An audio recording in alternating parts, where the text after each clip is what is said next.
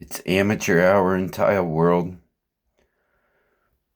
Working on this Schluter Kerdi drain here and the installation of this prefabricated pan. And during this whole project, the drain assembly was the most mysterious to me and the part that caused me the most consternation. I slept a many moons, falling asleep just kind of thinking about this thing and how it's all going to come together. And I had a lot of confusion because there's all this talk about no access to plumbing and access to plumbing. There's two different methods to install it. And I think I'm going to break the rules and install it as though there is access to plumbing, even though I have no access to plumbing. And I'll show you why. So what I did was, this whole time too, I just couldn't picture how everything was going to come together. So what I have here is I just have layers. And this is going to be my floor tile, which I think is pretty cool. And then underneath the floor tile, I have some cardboard to represent a layer of thin set. And then this Kerdi drain, I was like wondering how that was all going to come together with everything. And what's cool about it is you have like almost an inch of play. So if you were off, I'll just show you here. It could squish down all the way to where I want it to be. So you could be higher with your tile, by a half inch and still make it work. So that's kind of cool. And then so it would be the tile. And then this cardboard is what represents a layer of thin set. And then you have this Kerdi ring here. This Kerdi fabric ring, which will be covered with Schluter all set. And then there'll also be Schluter all set will be underneath of it. So let's just peel back the layers here. And then the drain, it just sits in there. Let me just take it out. Well, the grate. No, it's called the grate.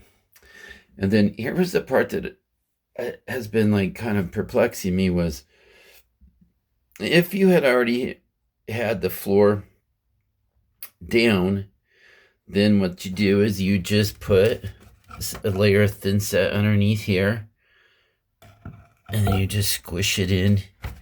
You can see it's going right onto my pipe down there in the hole. And then the all set thin set material, it comes up between all these little holes, and you get like a nice mechanical and adhesive bond there. And then now keep in mind that after you do that this is actually going to be slightly higher because of the thickness of that. Not much, just like an eighth or something.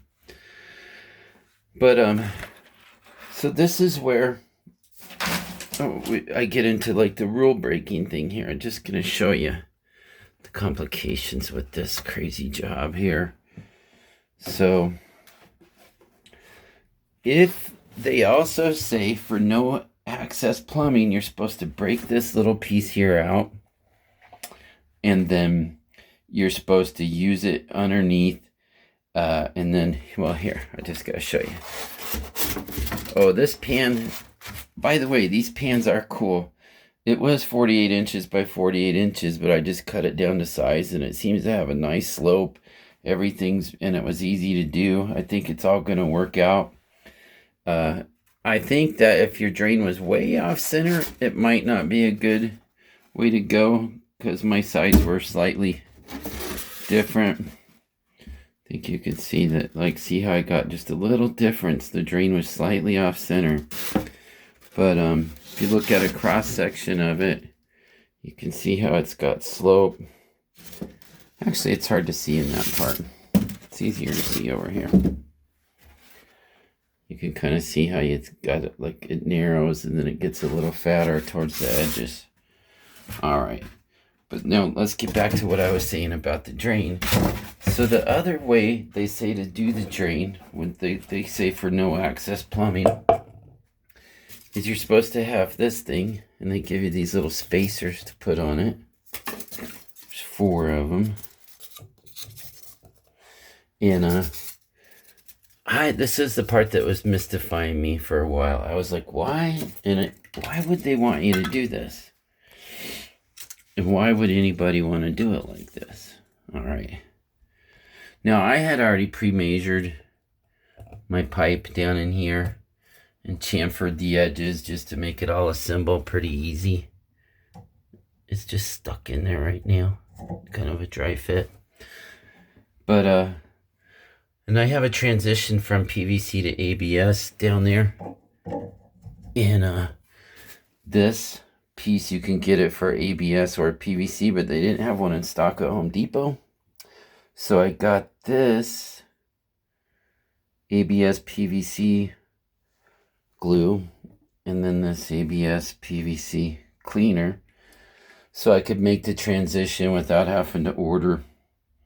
Hey, my phone's not focusing. Oh, okay, there. Without having to order a whole different drain, because they didn't have the one I wanted in stock. But so if you're going to do what they say for no access plumbing, you get all your pieces glued on there. And then you're supposed to punch this part of this piece out.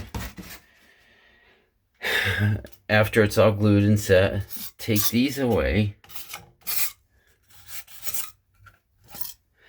And then you're supposed to put glue, well, no, Schluter all set on both sides of these half moon pieces.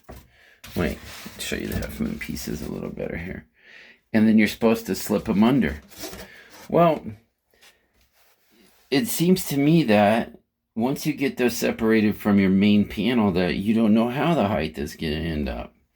Like your main panel, because you're supposed to use a trowel that is 1/4 by 3/8 to apply the all set to the floor. And then that's going to jack this panel up. And then these little gray things aren't accounting for the thin set depth. So it could throw your measurement off by as much as, like, say, 1/4 inch. So I don't know what they're thinking there. So I decided, why can't it just go on after? And I still don't see any. I think it's like the way they're saying the no access plumbing is like, say if you're a plumber and you got to put this thing in there and just get off the job. So you use those little gray foamies to set the height, and then you like do it, and then you just leave, and then the tile man just deals with the rest. I can't really figure out.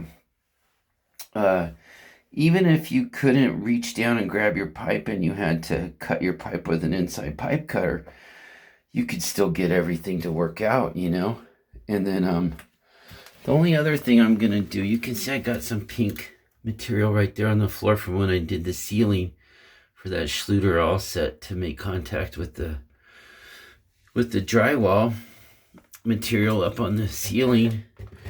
Well, it was actually the 45-minute stuff. I had to use this primer tee. And then they say to use this primer tee on the concrete too before you put the Schluter all set down, and then put the pan on top of it, because there's something about the concrete draws the moisture out of the all set, and then somehow it doesn't make a good bond. But if you do this primer, it's supposed to make a good bond.